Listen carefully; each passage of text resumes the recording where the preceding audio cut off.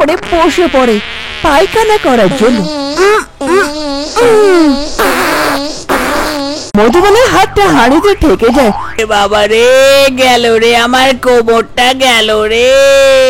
লতা, এসো এসো, দেখো আমাদের ঘর চলে এসছে। মনোজ ও লতা এক দুজনকে খুব ভালোবাসতো, তাই আজ বিয়ে করে মনোজ লতাকে নিজের গ্রামের ঘরে নিয়ে আসে, যেখানে তার মা থাকতো শুধু। মা, মা কোথায় আছো? বাইরে এসো একটু। মনোজের আওয়াজ শুনে তার মা মধুবালা ঘর থেকে বাইরে আসে। আরে মনোজ, এসেছিস বাবা? আরে সঙ্গে এটা।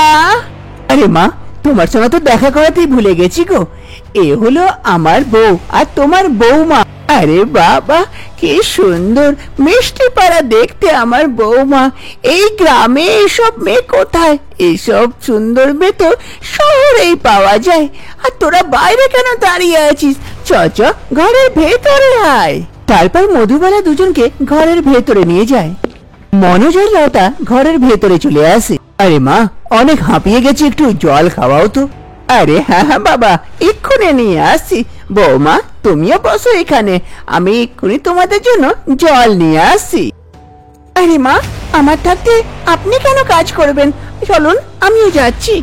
আরে না না বৌমা, তুমি হাঁপিয়ে গিয়ে হবে, একটু বসো, আরাম করো। আরে মা, যদি আজকে আপনার মেয়ে হতো তো কি আপনি এইরকম করতেন? আরে মা, অনেক জিদ্দি গো, শুনবে না, যেতে দাও। হ্যাঁ রে মনোজ, একদম তোরই মতন হয়েছে।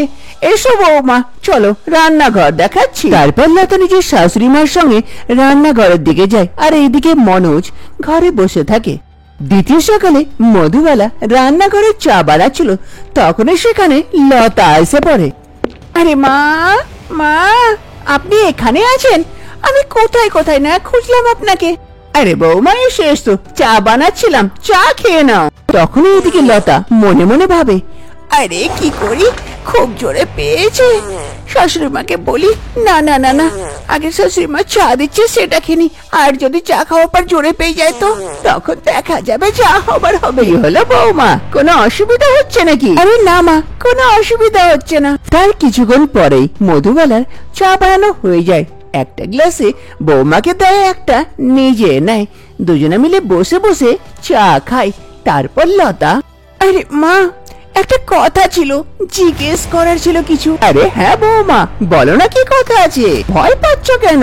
আরে মা, এখানে টয়লেট কোথায় আছে? আমি কোথাও খুঁজে পেলাম না। আরে বৌমা, এখানে হবে তবে তো তুমি খুঁজে পাবে। গ্রামে টয়লেট হয় না, সবাই তো নদীর ধারে যায় বা মাঠে যায়। চলো, তোমার পেয়েছে, তোমাকে আমি নিয়ে যাচ্ছি মাঠের ধারে, সেখানেই করে নেবে। চলো চলো, আমার সঙ্গে চলো, কোনো অসুবিধা হবে না। আরে মা, মাঠের ধারে আমি তো কোনোদিনও যাইনি, সেখানে আমার দ্বারা হবে না। আরে বৌমা, হবে হবে, কেন হবে না? চলো, আমি দেখাচ্ছি। তারপর শাশুড়ি মা নিজের বৌমাকে সেখান থেকে নিয়ে যায়।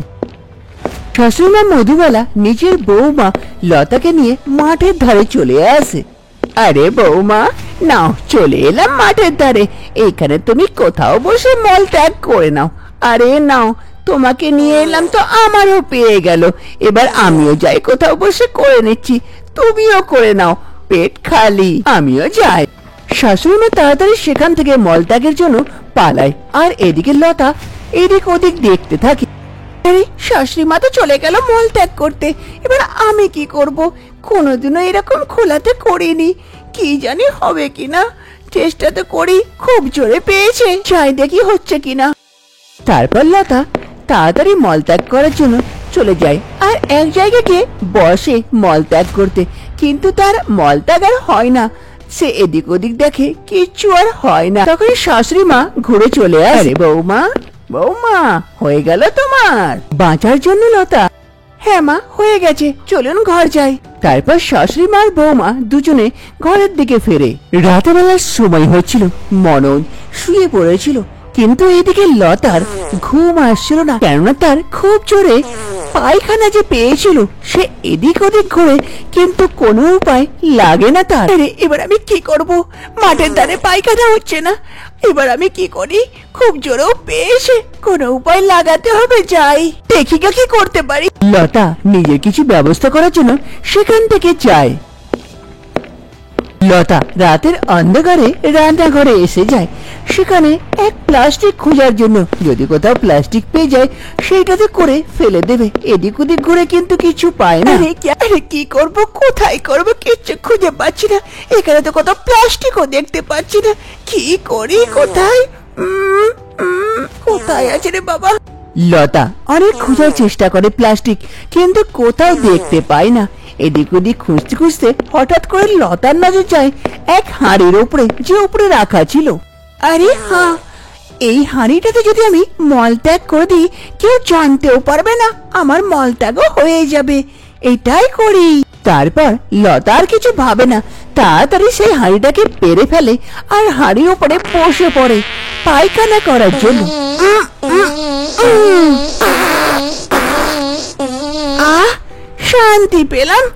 কতক্ষণ পর মল ত্যাগ করলাম। হ্যাঁ, এবার কি করি? হাঁড়িটাকে ফেলে দিই নাকি? না না, এখন হাঁড়িটা ফেললে হবে না, এখানেই রেখে দিই।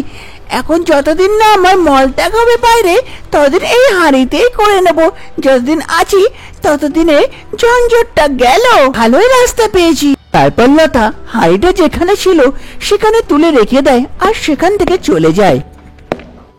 এবার থেকে যখনই লতাকে পায়খানা পায়, দিন হয় চাই রাত, ও তাড়াতাড়ি রান্নাঘরে চলে আসে, সেই হাঁড়িটাকে পারে আর তাতে পায়খানা করে আবার থেকে হাঁড়িটাকে যেখানে ছিল সেখানে রেখে চলে যায়। এইরকমই আস্তে আস্তে সময় পার হয়। এক সকালে মনোজ আর তার বউ লতা দুজনে ঘুরতে যাবার প্ল্যান বানায়। আরে মা, আমি আর লতা একটু ঘুরতে যাচ্ছি আজকে, তুমি ঠিক সময়ে খাবার বানিয়ে খেয়ে নিও আর নিজের খেয়াল রাখিও। হ্যাঁ মা, আপনি নিজের খেয়াল রাখবেন আর খাবার বানিয়ে নেবেন, আমাদের অপেক্ষা করবেন না, আমাদের আস্তে আস্তে সন্ধ্যা হয়ে যাবে। আরে হ্যাঁ হ্যাঁ বৌমা, তোমার অত খেয়াল রাখার দরকার নেই গো, আমি নিজের খেয়াল রাখতে পারি। তোমরা যাও, আনন্দ করো, ভালো করে ঘুরে আসো, আমি ঠিক খাবার বানিয়ে খেয়ে নেবো। তারপর মনোজ আর লতা সেখান থেকে চলে যায় ঘোরার জন্য। আর এইদিকে ঘরে শুধু একাই মধুবালা থাকে। আরে খুব জোর খিদে পেয়েছে, কি বানাবো? আরে বৌমা, ছেলে তো ঘরেও নেই, কি আর করি, নিজের জন্য কি আর বানাবো? কিন্তু খিদেও তো পেয়েছে, যদি কিছু পেয়ে যায় তো ভালোই হয়। মধুবালা এদিক ওদিকে নজর দৌড়ায়, তখনই হঠাৎ করে তার নজর সেই হাঁড়িটার উপরে যায় যে উপরে তোলা ছিল। আরে এই হাঁড়িটা এখানে তোলা আছে কেন? ও, বৌমা নিশ্চয় কিছু বানিয়ে আমার কাছ থেকে লুকিয়ে রেখেছে। আমারও নজর চিলের নজর, আমার চোখ থেকে কেউ বাঁচতে পারে না। দেখি কি রেখেছে। তারপর মধুবালাকে সেই হাঁড়িটাকে পারার খুব চেষ্টা করে, লাফিয়ে লাফিয়ে, কিন্তু তার হাত যায় না ওখানে। লাফাতে লাফাতে মধুবালার হাতটা হাঁড়িতে ঠেকে যায় আর হাঁড়িটা মধুবালার উপরে পড়ে যায়। সেই হাঁড়িটার যতটা মল ছিল সব মধুবালার ওপরে পড়ে যায় আর মধুবালা নিজেকে সামলাতে না পেরে সেখানে নিচে পড়ে যায়। ওরে বাবা রে, গেল রে আমার কোমরটা, গেল রে। আরে এগুলো কি বললো রে বৌমা, কি রেখেছিল রে? গুয়ের মতন গন্ধ ছাড়ছে কেন? ও ছি ছি ছি ছি, এ তো গু। আমি তো অশুদ্ধ হয়ে গেলাম রে, এবার তো আমাকে গঙ্গা স্নান করতে হবে রে।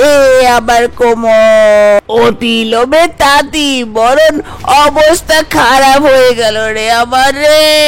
ছি ছি, আমার দুর্দশা কি হলো? মধুবালা সেখান থেকে উঠতে পারে না, সেখানেই পড়ে থাকে। তার কিছুক্ষণ পরেই মনোজ আর তার বউ লতা ঘরে আসে। মা কোথায় গো? আরে মা, তুমি এখানে পড়ে আছো, চারদিকে পায়খানা, তার মানে কি তোমার পেট খারাপ হয়ে গেছে? তোমাকে ছেড়ে গেলাম আগে আর তুমি কি কি খেয়ে নিজের পেট খারাপ করে এই অবস্থা করে ফেললে।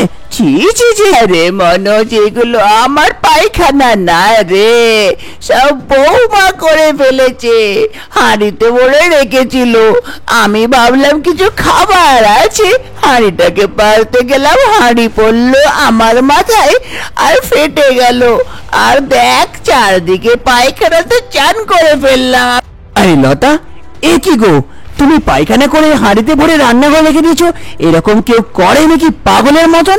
এ কি করেছো তুমি? ক্ষমা করবেন মা, আমার ভুল হয়ে গেছে।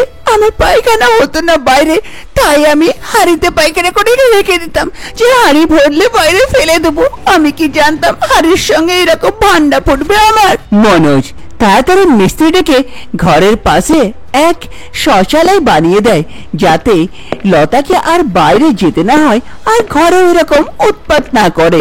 তার জন্য লতা এবার থেকে সে পায়খানাতে পায়খানা সরতে যায়, আর ঘরে কাউরে কোনো অসুবিধা হয় না। লতা এবার নিজের পরিবারজনের সঙ্গে আগের জীবনটা খুশিতে ব্যতীত করে।